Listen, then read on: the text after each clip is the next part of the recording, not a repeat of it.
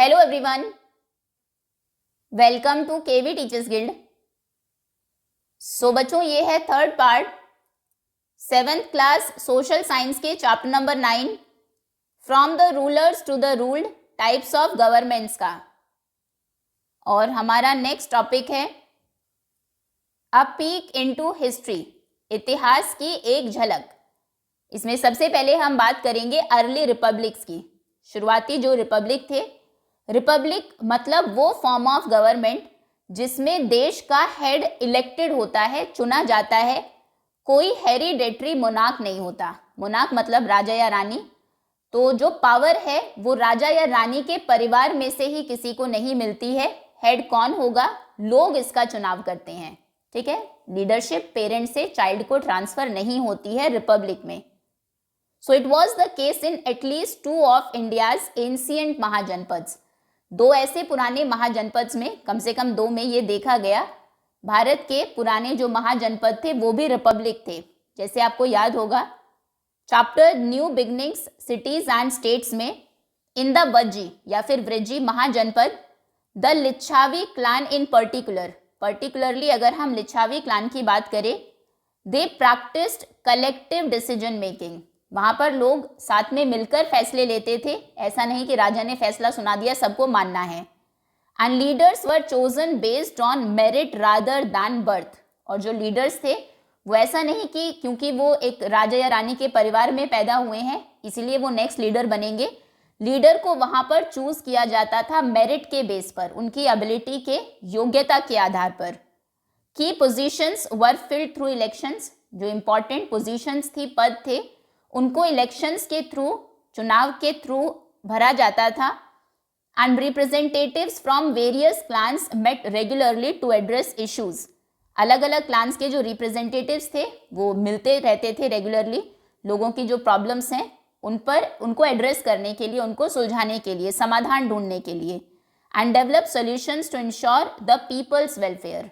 लोगों के वेलफेयर के लिए, उनकी वेलबींग के लिए वो सॉल्यूशंस डेवलप करते थे।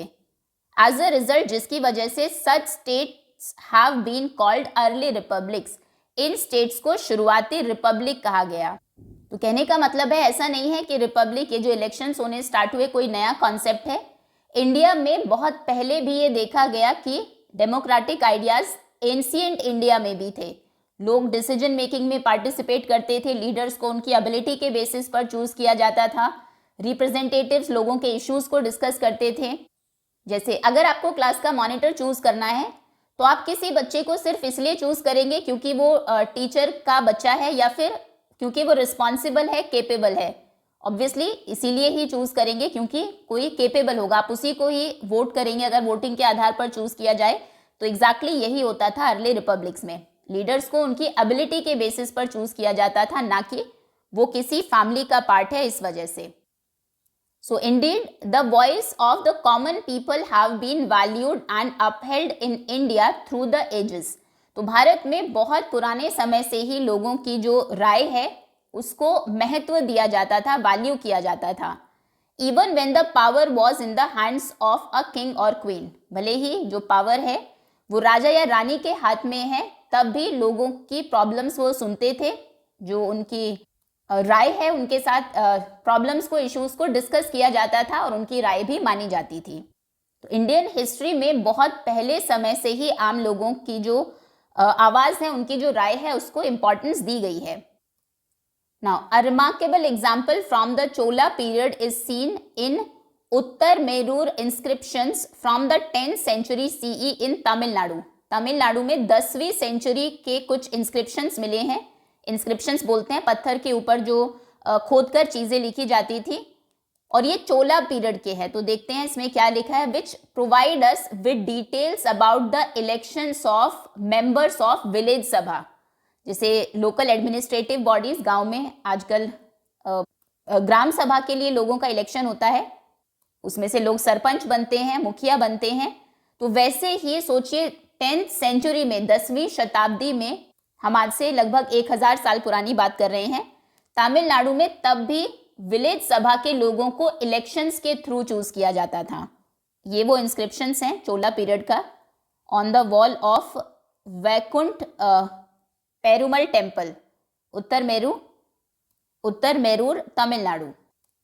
We learn about the election process, election process के बारे में भी चैप्टर में आपने पढ़ा होगा, जिसमें सील्ड बैलेट बॉक्सेस होते थे, मेंबर्स की क्वालिफिकेशन पहले से ही तय होती थी, उनकी ड्यूटीज बताई जाती थी, and also the conditions that could lead to their dismissal, dismiss करना यानी कि किसी को उसके पद से हटा देना। तो क्या कंडीशन होगी कि अगर आपने ये काम किया तो आपको पद से हटा दिया जाएगा, ये भी पहले से ही डिसाइडेड होता था। कहने का मतलब है बहुत सरप्राइजिंग नहीं है ये सोचना कि इलेक्शंस कोई मॉडर्न आइडिया है। ये इंस्क्रिप्शंस बताते हैं कि इंडिया में इलेक्शंस आज से हजारों साल पहले भी ऑर्गेनाइज किए जाते थे। फॉर इंस्टेंस, जैसे कि members would be immediately removed if found to have indulged in any corruption. अगर किसी भी करप्शन में आपका कोई पार्ट पाया गया, अब कोई भी सदस्य अगर करप्शन करता हुआ, भ्रष्टाचार करता हुआ पाया जाता है तो इमीडिएटली उसकी मेंबरशिप खत्म हो जाएगी, उसे उस पद से हटा दिया जाएगा। ये पहले समय से ही चला आ रहा है कि लोगों, अगर आपके पास कोई पोजीशन है तो आपसे उम्मीद की जाती है कि आप ऑनेस्टली वर्क करेंगे, और जो स्ट्रिक्ट रूल्स हैं भारत में बहुत पहले समय से हैं। Now there were republics in other parts of the world too, दुनिया के दूसरे हिस्सों में भी रिपब्लिक्स थे। In the 5th and 4th century BCE, Christ era से भी पहले की हम बात कर रहे हैं, 5th और 4th सेंचुरी की, Rome and Greece had republics. अभी कॉमन एरा में है हम 21st सेंचुरी में, तो आज से 5th और 4th सेंचुरी BC यानी कि लगभग 2500 ईयर्स अगो, तब रोम और ग्रीस में ग्रीस जो है वो रिपब्लिक्स थे। इन सम रीजन्स ऑफ ग्रीस, ग्रीस के कुछ रीजन्स में फ्री मेन कुड वोट, सिर्फ मेन वोट कर पाते थे, वो भी जो फ्री है, क्योंकि उस टाइम पर जो दास प्रथा चलती थी, स्लेव्स भी होते थे। But women, workers and slaves could not.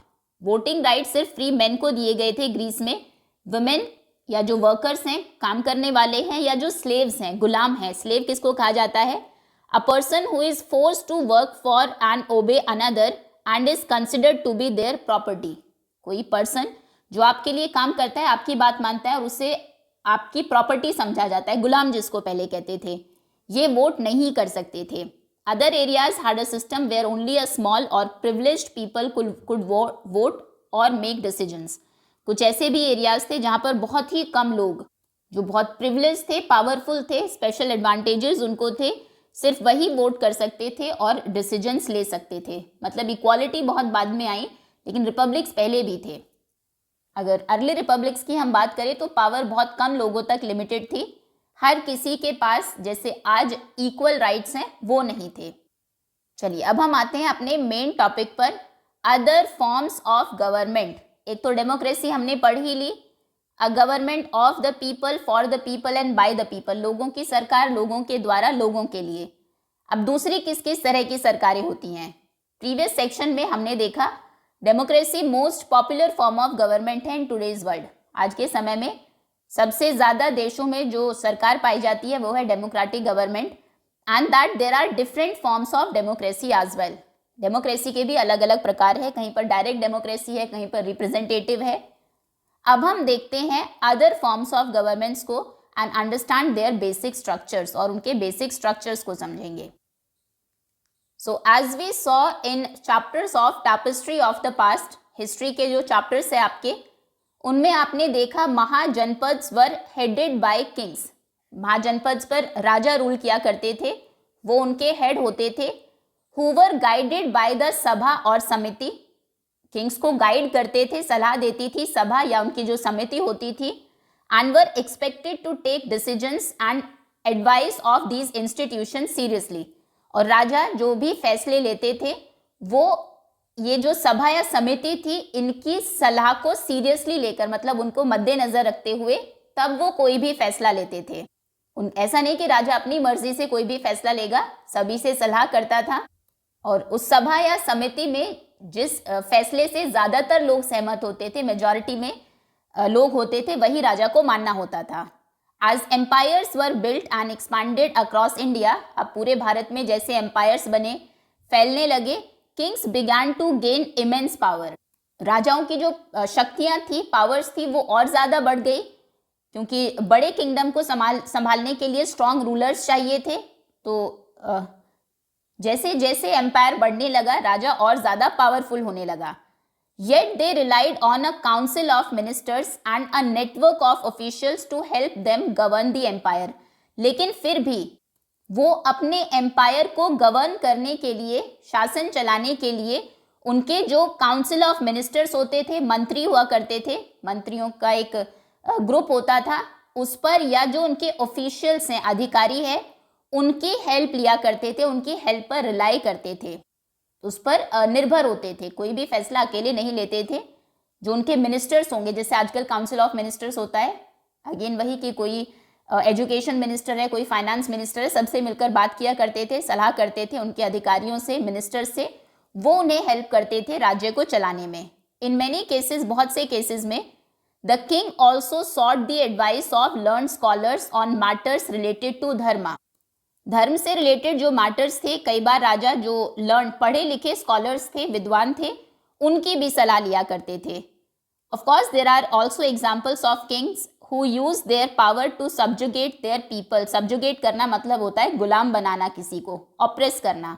Obviously हर राजा अच्छा हो ऐसा नहीं है कि सलाह से काम करे। कई बार ऐसा भी देखा गया है कि राजा ने अपनी शक्तियों का इस्तेमाल किया उनके लोगों को दबा कर रखने में या उनको कंट्रोल करने में, ऑप्रेस करने में। सब्जुगेट का मतलब होता है to take control of people और a place by using force and make the people obey. जो कह दिया राजा ने, लोगों को वो मानना ही पड़ेगा। Then in some parts of the world, दुनिया के कुछ हिस्सों में, kings had all the power. राजा के पास ही सभी पावर होती थी। दे मेड द लॉज, वही कानून बनाते थे, उन्हें एनफोर्स कराते थे, लागू करते थे, और वही डिसाइड करते थे पनिशमेंट्स भी। मतलब जैसे आजकल सरकार में आप 3 अलग अलग ब्रांचेस देखते हैं। हमारे यहाँ पर लेजिस्लेचर है जो कानून बनाता है, एग्जीक्यूटिव उनको लागू करता है, जुडिशरी बिल्कुल इंडिपेंडेंट है जो डिसाइड करती है कि पनिशमेंट क्या होगी या सभी लोग उसको अच्छे से फॉलो करें। उस टाइम पर तीनों ब्रांचेस को किंग ही कंट्रोल करते थे, मतलब बहुत ज़्यादा अथॉरिटी, पावर थी उनके पास। देन इन सम केसेस, कुछ केसेस में, they claim to have received divine power from God. राजा कहता था कि उन्हें जो राजा बनने का अधिकार है वो भगवान ने दिया है, कोई दैवी शक्तियां हैं उनके पास, जिससे कि लोगों को लगे कि ये जो किंग बने हैं इनको अथॉरिटी गॉड ने दी है। तो उस बिलीफ की वजह से वो बिना क्वेश्चन किए राजा को फॉलो करें। अगर वो डिसोबे करेंगे, क्वेश्चन करेंगे राजा से, मतलब वो भगवान को डिसोबे कर रहे हैं, उनको क्वेश्चन कर रहे हैं। तो ये आइडिया हेल्प करता था किंग्स को उनकी पावर को बनाए रखने में। However in many parts of India, लेकिन इंडिया के बहुत सारे पार्ट्स में, the power of the Raja was neither absolute nor beyond question. Absolute power का मतलब होता है आपके पास लिमिटलेस पावर है। तो इंडिया में ऐसा देखा गया कि राजा के पास असीमित शक्तियां भी नहीं थी और लोग, उनकी जो शक्तियां थी वो बियॉन्ड क्वेश्चन भी नहीं थी, लोग उस पर सवाल भी उठा सकते थे। कुछ कंट्रीज ऐसी थी जहां पर किंग के पास कंप्लीट पावर थी, कोई भी क्वेश्चन नहीं करता था, कहा जाता था कि राजा को तो ये सभी पावर्स गॉड ने दी है। लेकिन इंडिया के काफ़ी सारे पार्ट्स में किंग्स को उनके एडवाइजर्स को सुनना होता था, जो उनकी सभा है, समिति है, उनकी बात माननी पड़ती थी। उनके पास अनलिमिटेड पावर नहीं थी। The king was expected to make decisions while staying within the limits of राजधर्म। जो राजा का धर्म है उसी के अकॉर्डिंग आपको डिसीजंस लेने हैं और अपनी लिमिट्स में रहना है। राजा से ये उम्मीद की जाती थी। इसका मतलब ये है ruling according to the dharma and ensuring the welfare of all people. राजा को रूल करना है धर्म के अनुसार और इंश्योर करना है वेलफेयर ऑफ द पीपल, लोगों की भलाई के लिए काम करना राजा का धर्म है। This was an ideal that Kings did not necessary achieve. अब ये सिर्फ आइडियल्स थे कि एक आइडियल राजा, एक आदर्श राजा ऐसा होना चाहिए जो धर्म के अनुसार काम करे, लोगों की भलाई के लिए काम करे, लेकिन ज़रूरी नहीं था कि सभी राजा हमेशा ऐसा ही करते थे या फिर धर्म को अचीव करने के लिए ही काम करते थे। कुछ ऑब्वियसली उनकी पावर को मिसयूज भी करते थे। Now think about it, what might happen if the king considered himself to have divine powers. क्या होगा अगर राजा को लगे उसके पास तो दैवीय शक्ति है, डिवाइन पावर है।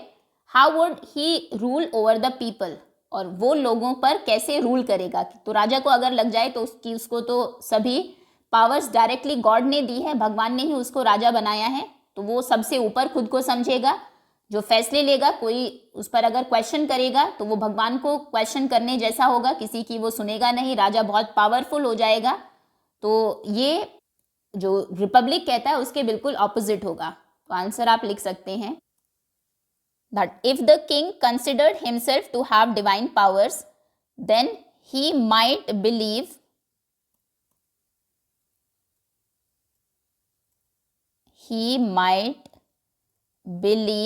that nobody should question his decisions. उसका विश्वास ये होगा कि कोई भी उसके फैसले पर सवाल ना उठाए। This could make him very powerful.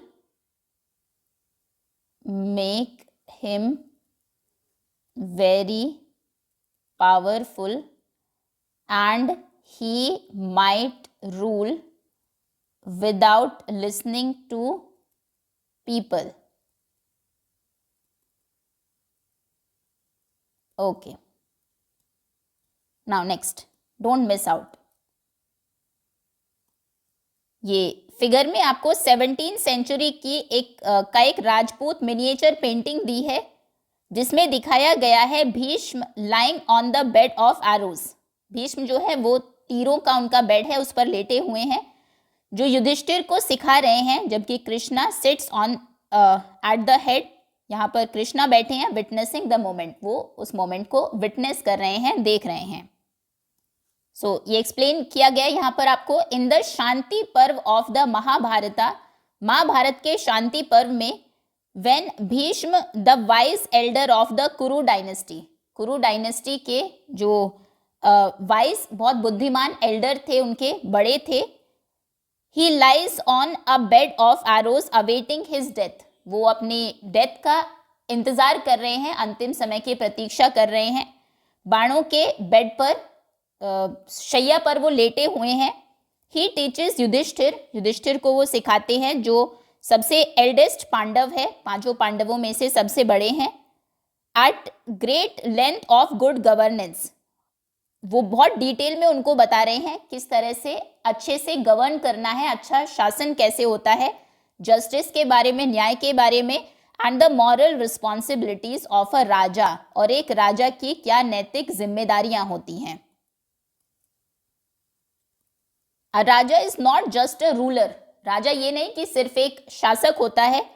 The welfare of his people is his highest priority, लोगों की भलाई उसकी सबसे बड़ी जिम्मेदारी है, सबसे पहले उसे लोगों की भलाई के बारे में सोचना है, ना कि सिर्फ अपनी पावर को एंजॉय करना है। He must apply the law without bias, बिना किसी भेदभाव के उसे कानून को समान रूप से लागू करना है। To ensure fairness and equality, ताकि वो समानता को और फेयरनेस को, न्याय को एक तरह से बना सके, उसके किंगडम में फेयरनेस बनी रहे, इक्वालिटी बनी रहे। He must not attached to power, उसे अपनी पावर से बहुत ज़्यादा अटैचमेंट नहीं होना चाहिए, बहुत लगाव नहीं रखना चाहिए। As it fosters ego and corruption, क्योंकि इससे अहंकार बढ़ता है और भ्रष्टाचार बढ़ता है।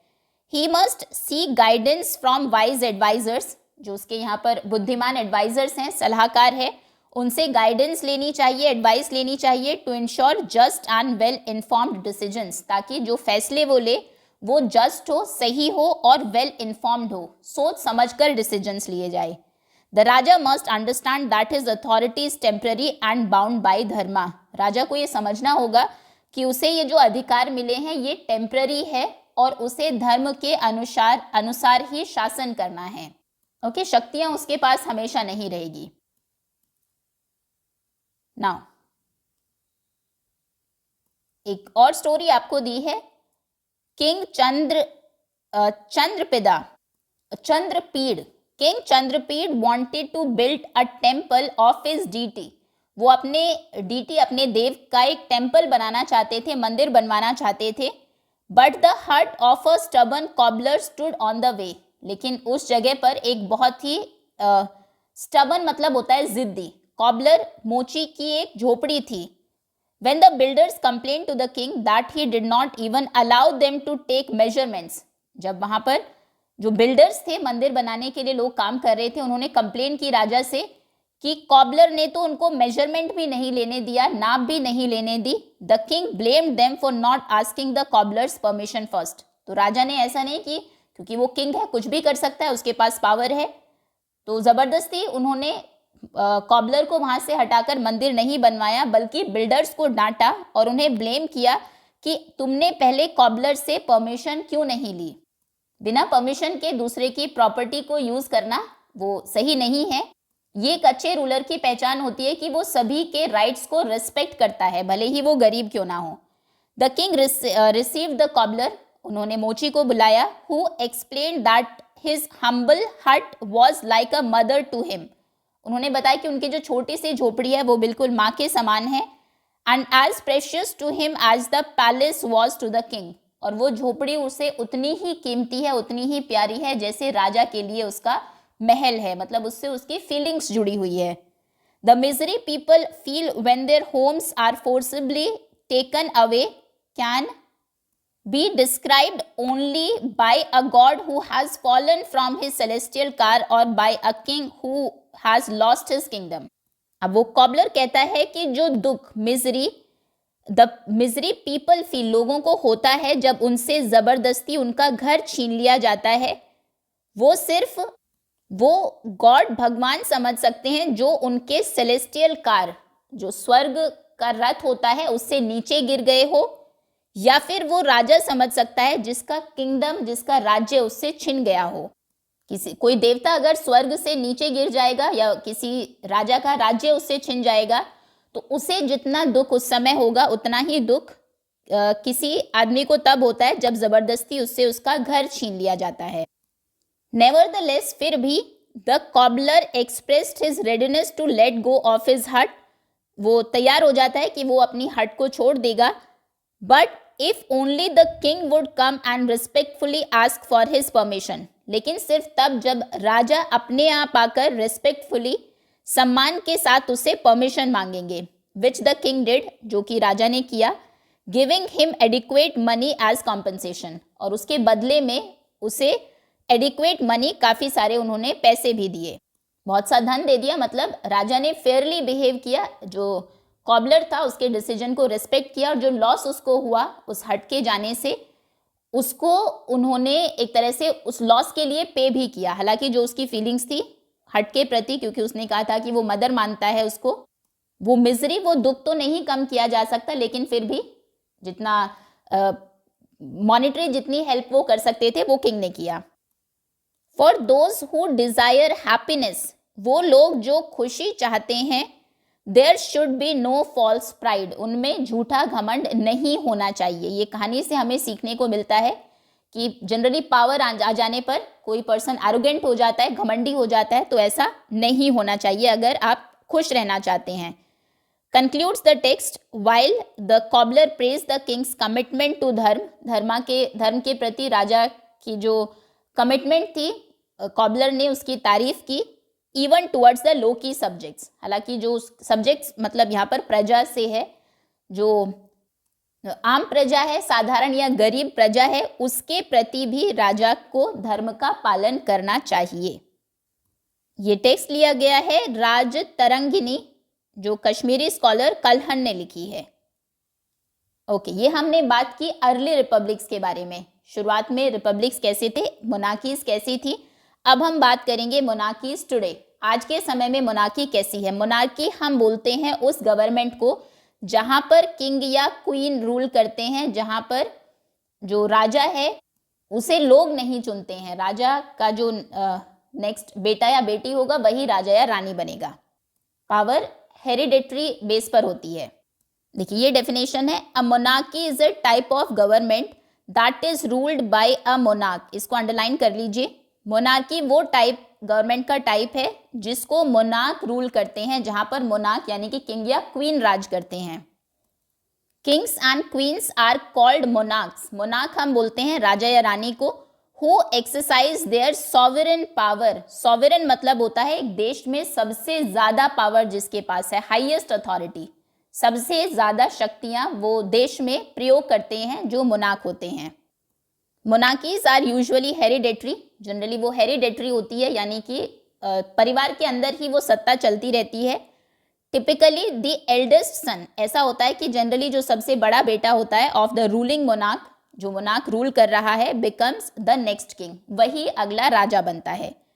Today we have 2 types of monarchy. आज के टाइम में 2 तरह की मोनार्की है।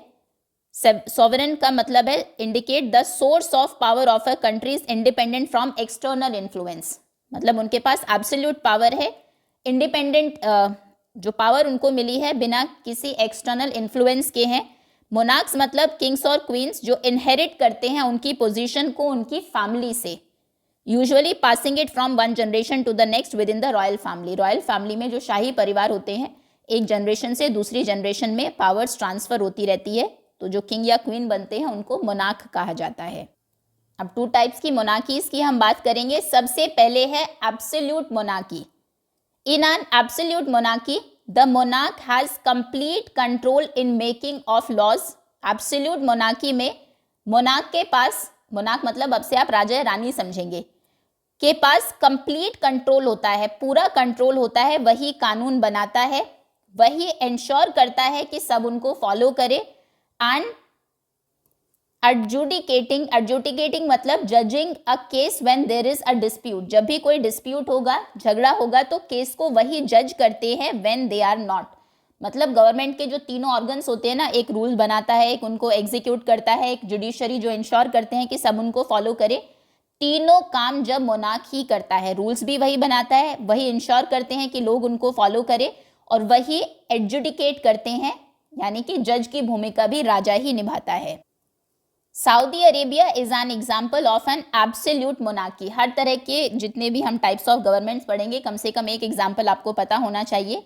एब्सोल्यूट मोनार्की का एक एग्जाम्पल है सऊदी अरेबिया, जहां पर किंग होल्ड्स ऑल पावर्स, राजा के पास ही सारी शक्तियां हैं, and governs according to Islamic law, Islamic law के अनुसार, नियमों के अनुसार वो गवर्न करते हैं, देश को चलाते हैं। However, जबकि he appoints a council that advises and assists him on governance, वो एक काउंसिल भी बनाते हैं, अपनी एक सभा होती है उनकी, कैसे गवर्न करना है, कैसे शासन करना है, लोग उनको असिस्ट करते हैं, एडवाइस देते हैं, राय देते हैं, सलाह देते हैं। But he is not bound by the councils advice, लेकिन उस काउंसिल के लोगों की सलाह राजा को माननी ही पड़ेगी, ऐसा नहीं है, वो उनकी एडवाइस से बाउंड नहीं है, राजा का डिसीजन अपना ही होगा। Okay, absolute monarchy. मोनार्की क्या है? मोनार्की वो फॉर्म ऑफ गवर्नमेंट है जहां पे मोनार्क रूल करता है और यहाँ पर पावर हेरिडेटरी होती है। ओके, देन एब्सोल्यूट मोनार्की में राजा के पास ही सारी पावर होती है कानून बनाने की, उन्हें एग्जीक्यूट करने की और उन्हें एडजुडिकेट करने की, यानी कि उनको जज करने की, फैसले लेने की। और एग्जाम्पल हो गया सऊदी अरेबिया। हालांकि यहाँ पर उन्होंने एक काउंसिल बनाई हुई है, वो उनसे सलाह ले सकते हैं, लेकिन फैसला राजा का ही होगा, वो बाउंड नहीं है उनकी सलाह मानने के लिए। दूसरी है constitutional monarchy. Let us consider अब एक एग्जांपल लेते हैं हम डिफरेंट काइंड ऑफ मोनार्की का। द यूनाइटेड किंगडम और Britain is also a monarchy. अगर हम यूके की या ब्रिटेन की बात करें, वो भी मोनार्की है। The head of the state is the king और क्वीन। वहां पर भी जो देश का हेड होता है वो किंग, राजा या रानी ही होती है। बट ही और she has only nominal power, लेकिन उनके पास सिर्फ नाम की पावर्स हैं, नाममात्र शक्तियां होती है। जो रियल पावर है, एक है नॉमिनल पावर।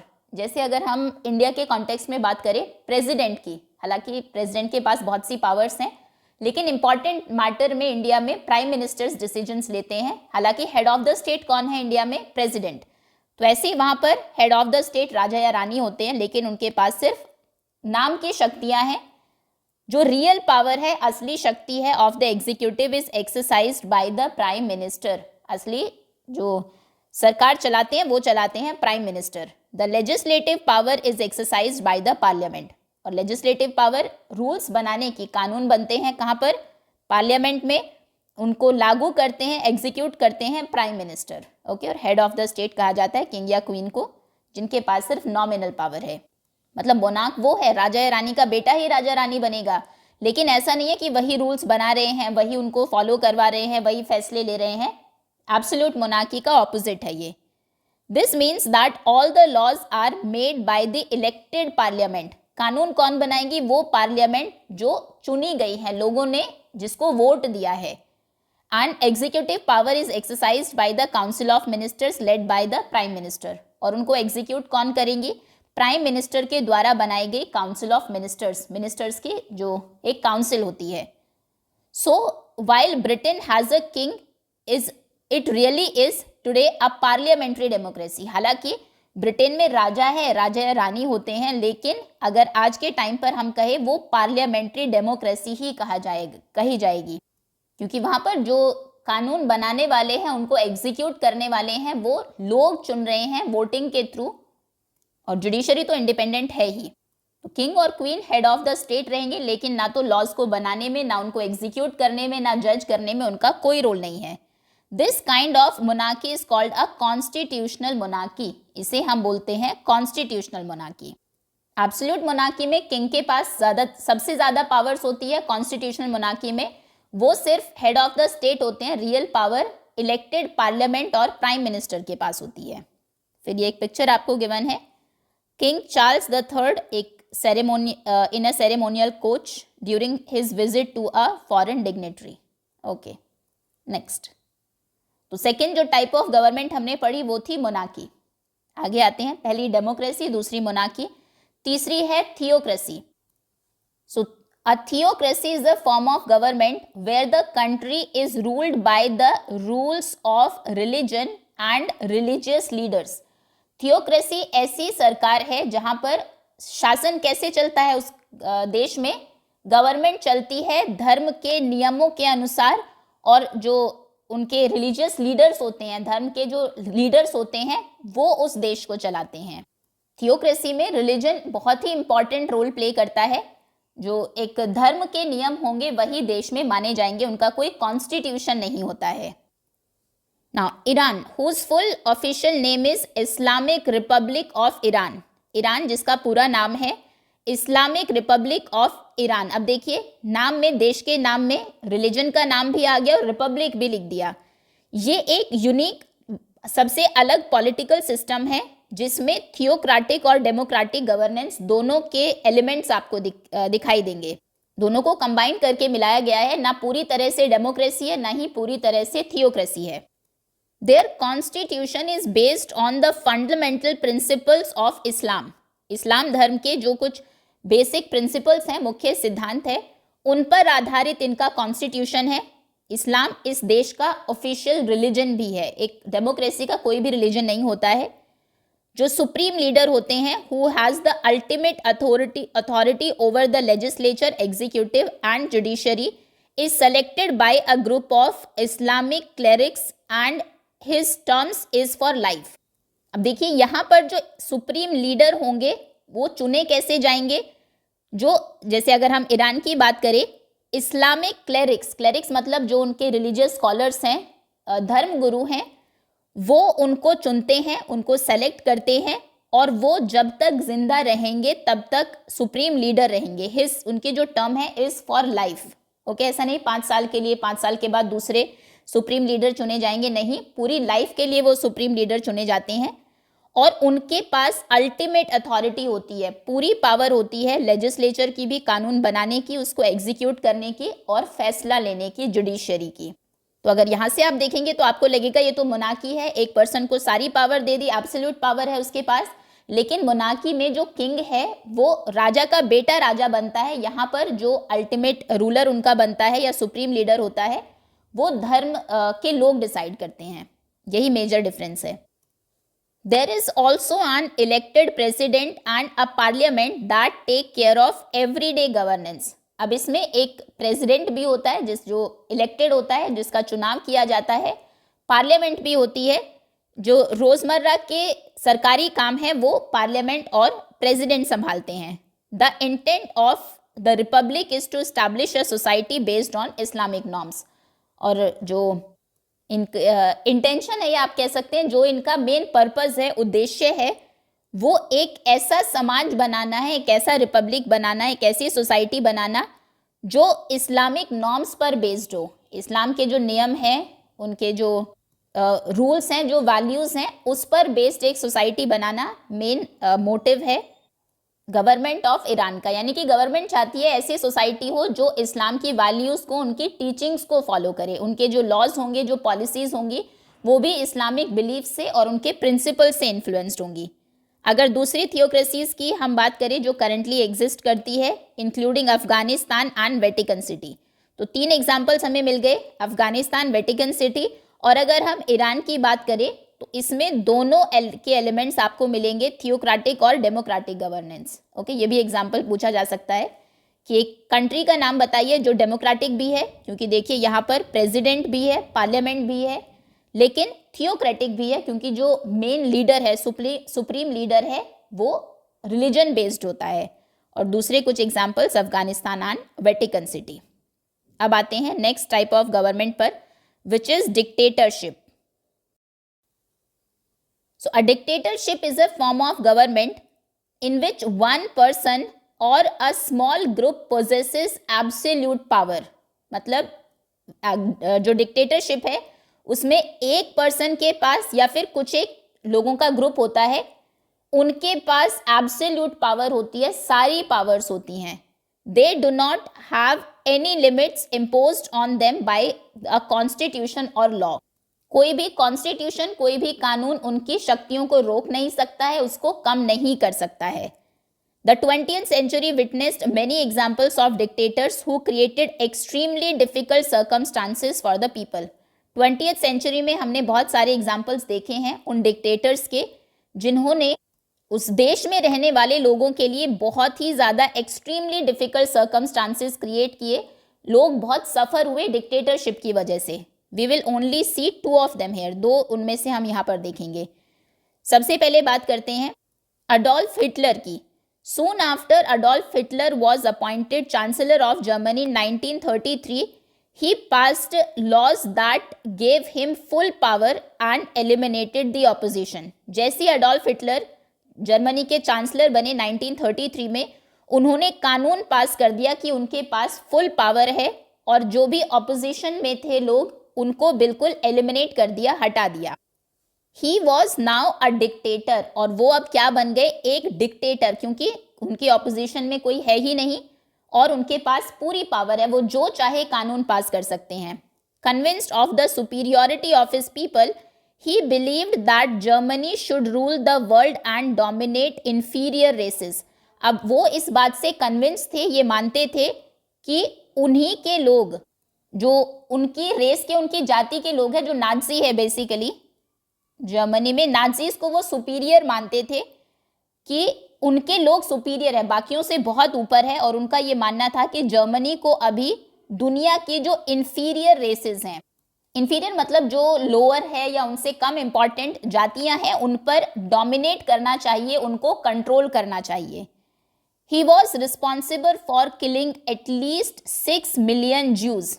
ज्यू वो जाति थी जर्मनी की जिनको वो अपने से इंफीरियर समझते थे, नाज़ी सुपीरियर समझते थे खुद को, ज्यूज को इंफीरियर समझते थे।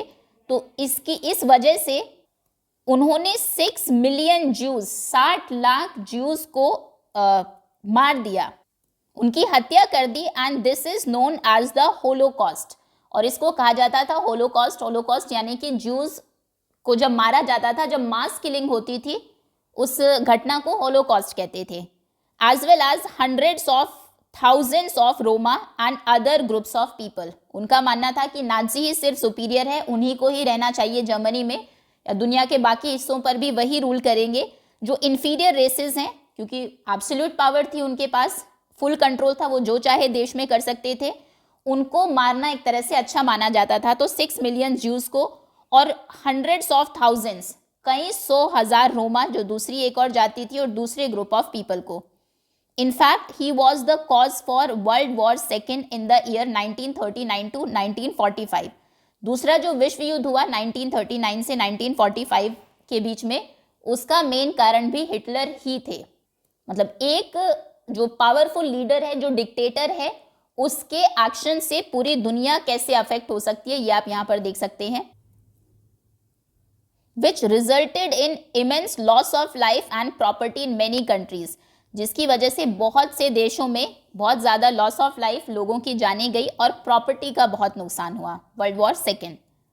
अब बात करते हैं ईदी अमीन, जो एक मिलिट्री डिक्टेटर थे युगांडा में।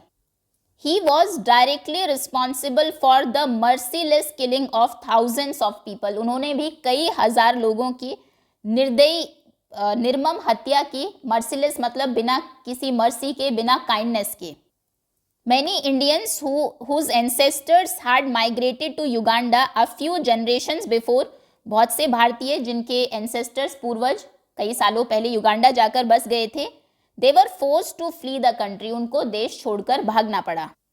ये एक कैरिकेचर है ईदी अमीन का। कैरिकेचर एक ड्राइंग होती है जो किसी को फनी और फुलिश दिखाती है, because some part of the person's appearance is exaggerated. कुछ पार्ट्स को एग्जैजरेट करके बढ़ा चढ़ा के दिखाया जाता है। ये कैरिकेचर है ईदी अमीन का और ये है अडोल्फ हिटलर का। नाउ द रोमा और Romani people were originally nomads. Nomads बोलते हैं वो लोग जो एक से दूसरी जगह घूमते रहते हैं। तो रोमा या रोमानी लोग नोमैड्स थे। Based on their linguistic and cultural characteristics, scholars have determined that they originated in India. अगर उनकी लैंग्वेज की बात करें या फिर उनके कल्चर की बात करें तो विद्वानों का ऐसा मानना है कि उनका जो ओरिजिन है वो इंडिया में है, मतलब वो भारत में थे। They first settled in parts of eastern Europe. Bharat से वो पहले ईस्टर्न यूरोप के अलग अलग पार्ट्स में गए, जैसे कि इनके पहनावे से भी आप देख सकते हैं। इंडियन अटायर से कुछ ये मैच होता है। But have now migrated to several countries of the world. अब वो माइग्रेट करके दुनिया के अलग अलग देशों में चले गए हैं, वहां तक फैल गए हैं। अभी हम स्टोरी ऑफ शेन पढ़ेंगे, लेकिन यहाँ से डिक्टेटरशिप के बारे में हमें क्या पता लगा। जो दो एग्जाम्पल्स आपने देखे कि बहुत ज़्यादा पावर किसी एक पर्सन को देना डेंजरस हो सकता है। लोगों के राइट्स जाते हैं, उनकी फ्रीडम जाती है, जो रूलर्स हैं वो उनको ऑप्रेस करते हैं। बहुत सारे इनोसेंट्स इसमें सफ़र होते हैं, क्योंकि जब किसी के पास एब्सोल्यूट पावर होती है तो वो अकाउंटेबल नहीं होते, जिम्मेदारी नहीं होती है, उनकी कोई भी जवाबदेही नहीं होती है। तो ऐसे में जो निर्दोष है उनको कष्ट उठाना पड़ता है। Okay, now story of Shen. So Shen lives in North Korea which has a set of defined rules for his everyday living. Shen North Korea में रहता है जहाँ पर कुछ डिफाइंड रूल्स हैं, नियम बना दिए गए हैं कि आपको अपनी रोजमर्रा की जिंदगी कैसे जीनी है। He is currently serving in compulsory military service in which he is expected to serve in the military till the time government decides. ये वहाँ पर रूल है कि हर बच्चे को कंपल्सरीली मिलिट्री में सर्व करना ही है, अपनी सर्विस देनी है। तो वो जो कंपल्सरी मिलिट्री सर्विस है अभी वो उसमें सर्विस कर रहा है, मतलब देश के लिए उसको वो अपनी सेवा दे रहा है, और ये उसको तब तक करना पड़ेगा जब तक गवर्नमेंट डिसाइड नहीं करती कि अब आप जा सकते हैं। There are also rules about how his hair should be cut. वहाँ पर ये भी रूल्स हैं कि आपको अपने बाल कैसे काटने हैं, कैसे कपड़े पहनने हैं, and the clothes he should wear. He can not access the global internet. Global internet को वो एक्सेस नहीं कर सकता। देश दुनिया में क्या चल रहा है वो उसको नहीं पता है, इन्फॉर्मेशन बहुत रिस्ट्रिक्टेड है। And so is unaware of the world outside his own country. अपने देश के बाहर की दुनिया के बारे में उसे बहुत कम जानकारी है। The government watches his every action closely. सरकार उसके हर एक्शन को बहुत क्लोजली ध्यान से देखती है। And he is expected to report about anyone who tries breaking any of the defined rules. और कोई भी अगर रूल तोड़ता है तो उसकी जिम्मेदारी है कि वो उसको रिपोर्ट करे। मतलब गवर्नमेंट के रूल्स को एनफोर्स कराने में सिटीजन्स भी एक इम्पॉर्टेंट रोल प्ले करते हैं। One day he met a tourist who asked him. एक दिन वो एक टूरिस्ट से मिला जिसने उससे पूछा, why do all of you have the same hair cut hair. आप सभी लोगों के यहाँ पर एक जैसा हेयर कट क्यों है। To this Shen responded. इस पर शेन कहता है, we all want to explore new styles. हम सभी नए हेयर स्टाइल रखना चाहते हैं।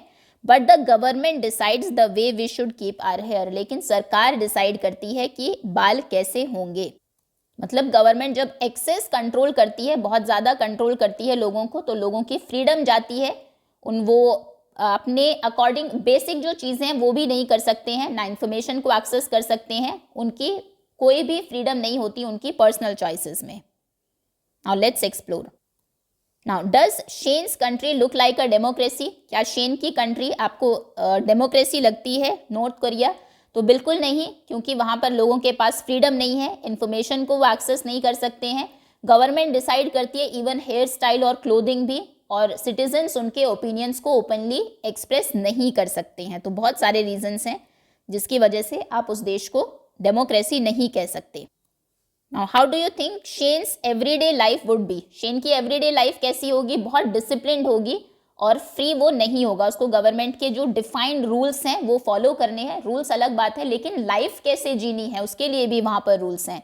वो अपने हेयर स्टाइल्स नहीं चूज़ कर सकता है, क्लोथ्स नहीं चूज़ कर सकता है, इन्फॉर्मेशन को नहीं एक्सेस कर सकता है। गवर्नमेंट उसकी सभी एक्टिविटीज़ को देख रही है, उसको बताया जाता है, उसको बहुत केयरफुल रहना है कि क्या वो कर रहा है, क्या वो कह रहा है।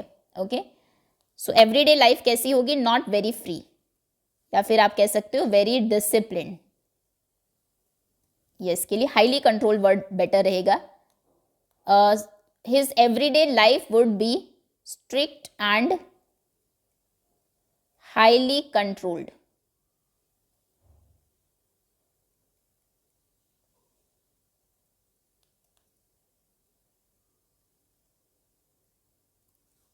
Now, would you like to live in such a country? क्या आप ऐसे देश में रहना चाहेंगे? और रीज़न भी आपको बताना है। तो बिल्कुल नहीं, क्योंकि वहाँ पर लोगों के पास बहुत कम फ्रीडम है और सभी को फ्रीडम चाहिए होती है। Answer is no, because people have very less freedom there. क्योंकि लोगों के पास वहाँ पर बहुत कम फ्रीडम है, अपने ओपिनियंस नहीं आप एक्सप्रेस कर सकते हैं, इन्फॉर्मेशन का एक्सेस कोई नहीं है, कोई पर्सनल चॉइस नहीं है। फ्रीडम बहुत इंपॉर्टेंट है for a happy and meaningful life. तो ये हमने सेकेंड टाइप की गवर्नमेंट देखी, विच इज़ तीसरे तरह की, विच इज़ डिक्टेटरशिप। डेमोक्रेसी आप देख चुके हैं, फिर एक हमने मोनार्की देखी जहाँ पर मोनार्क होता है, राजा होता है। उसके बाद अच्छा थियोक्रेसी देखी, थर्ड टाइप, और ये है डिक्टेटर, जहाँ पर होता है जिसके पास एब्सोल्यूट पावर है, वो जो चाहे रूल्स बना सकते हैं। अब आते हैं नेक्स्ट पर, which is oligarchy. So the word oligarchy is of Greek origin. ये ग्रीक भाषा का शब्द है। Where oligos means a few, oligos मतलब होता है कम, कुछ लोग, और आर्को मीन्स टू रूल और कमांड। आर्को मतलब शासन करना, रूल करना। It is a type of government where a small और powerful group makes all the important decisions. Usually they are wealthy families and influential people. तो ये एक ऐसी सरकार है जिसमें कुछ जो वेल्दी लोग होंगे, अमीर लोग होंगे, इन्फ्लुएंशियल शक्तिशाली लोग होंगे, वही सारे इंपॉर्टेंट डिसीजंस लेते हैं, वही सरकार चलाते हैं। सबसे ज़्यादा पावरफुल लोग ही हमेशा पावर में रहेंगे, उन्हीं की ही सरकार होगी। मतलब इन्फ्लुएंस और मनी बहुत ही इंपॉर्टेंट रोल प्ले करती है ओलिगार्की में। In some places in the ancient Greek, अगर हम एंशिएंट पुराने समय में ग्रीक की बात करें, एरिस्टोक्रेटिक फैमिलीज रूल्ड एज ओलिगार्कीज।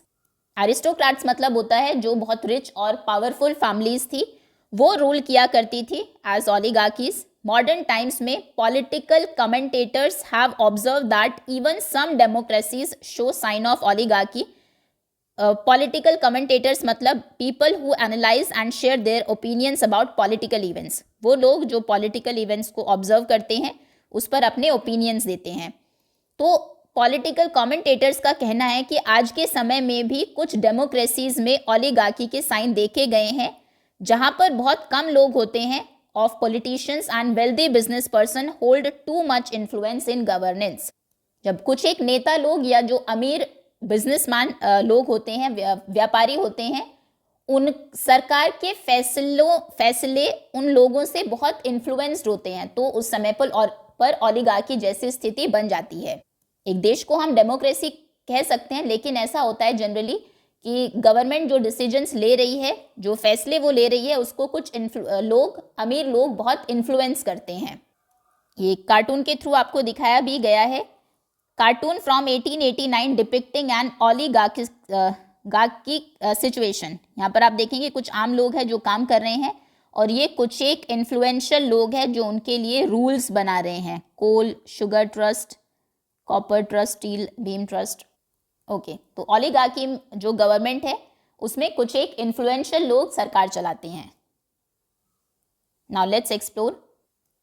अब इस पिक्चर को केयरफुली देखेंगे, प्रीवियस पेज पर जो है, it depicts an elected body in the USA in the 19th century. अच्छा, 19th सेंचुरी में इलेक्टेड बॉडी है ये, सभी लोग इलेक्शंस के थ्रू आए हैं। The people show in the cartoon are all elected members, ये सभी इलेक्टेड मेंबर्स हैं. व्हाट डू यू ऑब्जर्व, लेकिन इसमें आप क्या ऑब्जर्व करेंगे, कुछ है जो रिच है, ज्यादा पावरफुल है. What do you see at the left top, what do you see at the top left hand corner of the cartoon, top left hand. यहां पर लिखा है पीपल्स एंट्रेंस, जो कि क्लोज्ड है. ओके, ये आम लोग यहां से एंटर करेंगे. And then what do you think is making decisions in the elected body, इसमें कौन लोग हैं जो डिसीजंस. अच्छा, एक और एंट्रेंस है, ये देखिए यहाँ पर राइट कॉर्नर भी तो आप देखेंगे, एंट्रेंस फॉर मोनोपलिस्ट. मोनोपलिस्ट की एंट्री यहाँ से है, कितना बड़ा गेट है और कितने लोग एंटर कर रहे हैं. इन सभी के उस पर लिखा हुआ है कि किससे रिलेटेड डिसीजंस लेंगे. तो यहाँ पर डिसीजंस कौन लोग लेंगे, हालांकि ये भी इलेक्टेड है, चुनकर आए हैं, ये भी इलेक्टेड है या मोनोपलिस्ट है, जो रिच इन्फ्लुएंशियल लोग हैं, बिजनेसमैन है, डिसीजंस यही लोग लेंगे. तो ये कार्टून सजेस्ट करता है कि कहने को वो डेमोक्रेसी है कि लोग चुनकर यहाँ पर आए हैं, लेकिन डिसीजन मेकिंग में उनका बहुत कम इन्फ्लुएंस है कंपेयर टू वेल्दी बिजनेसमैन.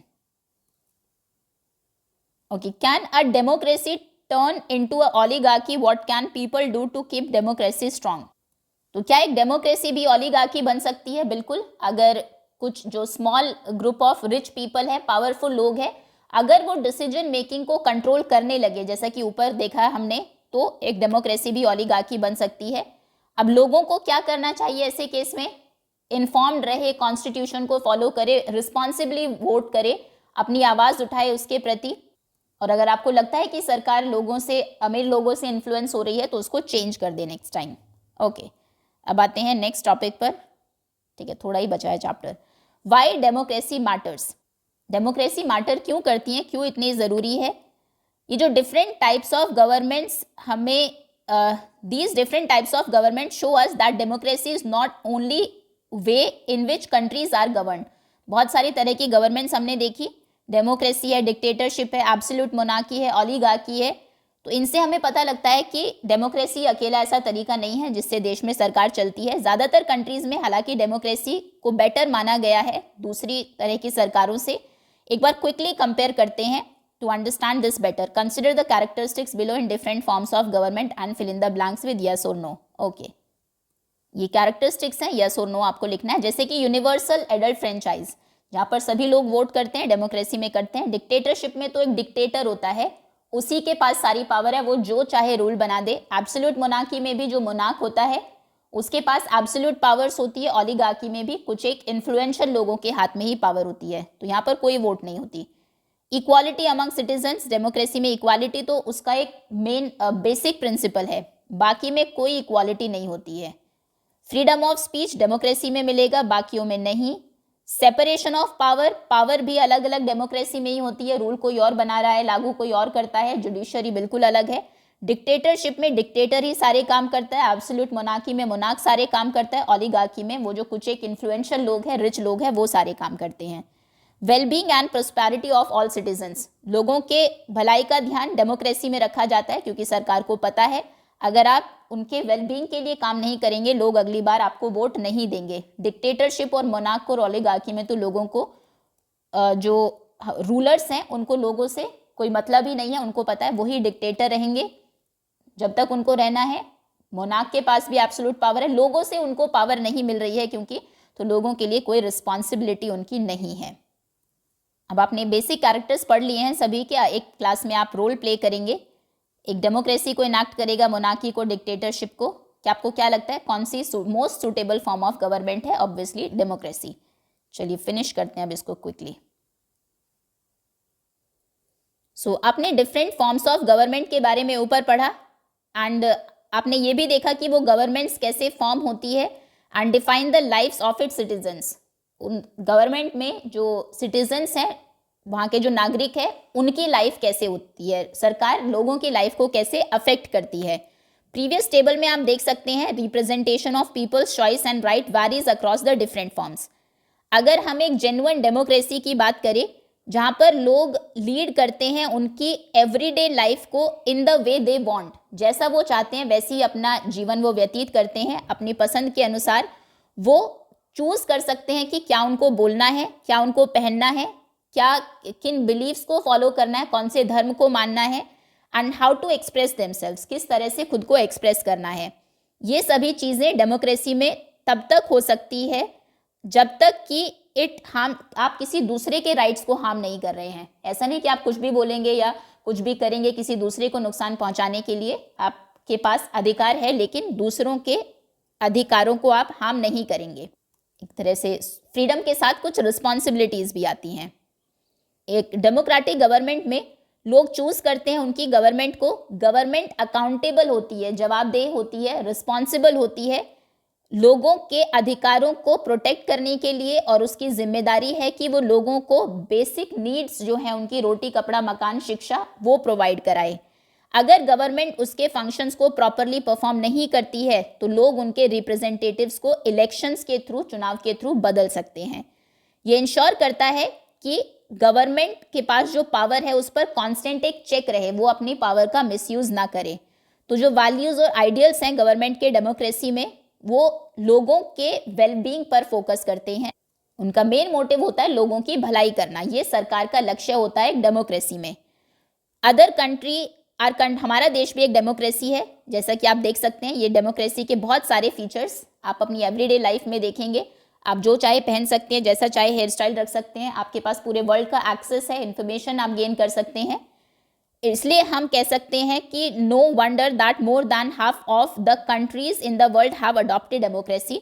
आधे से ज़्यादा देशों ने डेमोक्रेसी को अडॉप्ट किया है and the democratic form of government को। It is important to keep in mind, ये ध्यान में रखना ज़रूरी है कि that even democracies have their problems. ऐसा नहीं है कि डेमोक्रेसी परफेक्ट है, अगर ऐसा होता तो सभी देश डेमोक्रेसी को मान रहे होते। उसमें भी कुछ प्रॉब्लम्स हैं, जैसे कि करप्शन, भ्रष्टाचार, वेल्दी डिस्पैरिटी, जो अमीर और गरीब है उनमें बहुत ज़्यादा अंतर है, excessive control by a few over democratic institutions. कुछ एक लोग हैं जो हमारी डेमोक्रेटिक इंस्टीट्यूशन को बहुत ज़्यादा कंट्रोल करते हैं, जो पार्लियामेंट को, कोर्ट्स को या इलेक्शन कमीशन को इन्फ्लुएंस करते हैं। जो जुडिशरी का इंडिपेंडेंस है वो भी इरोड होता हुआ आपको देखेगा। जुडिशरी उतनी इंडिपेंडेंट नहीं है।